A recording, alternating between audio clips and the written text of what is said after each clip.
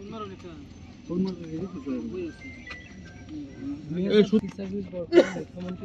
নিৰ্মাণ আঁচনিৰ অধীনত পুৰাণিয়াটিৰ পৰা চুটিৰপাৰ পথৰ পুনৰ নিৰ্মাণ কামৰ আধাৰশিলা স্থাপনৰ বাবে আগবাঢ়ি আহিবলৈ উপৰিয়াত সমষ্টিৰ মাননীয় বিধায়ক মৰুমতা ডাঙৰীয়াক অনুৰোধ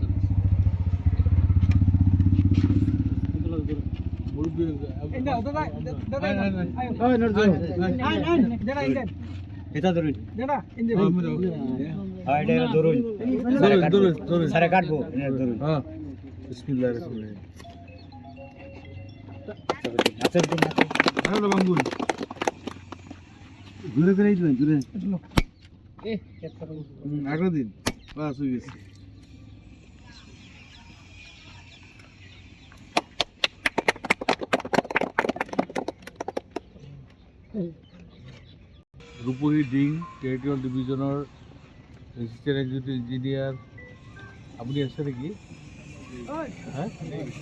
ইঞ্জিনিয়াৰ ডাঙৰীয়া এছে ডাঙৰীয়াকে প্ৰমুখ্য কৰি ইয়াত উপস্থিত থকা মোৰ ব্লক কংগ্ৰেছৰ সভাপতি মণ্ডল কংগ্ৰেছৰ সভাপতি সন্মানীয় মুৰব্বীসকল মোৰ সহকৰ্মীসকল আজি পুৰাণিয়াটিটো চুটিৰপাৰ প্ৰায় 2 কিলোমিটাৰ নহয় প্ৰায় 2 কিলোমিটাৰ ৰাস্তা পুনৰ নিৰ্মাণৰ কাৰণে 49 লাখ কিমান টকা আছে দিয়া হৈছে।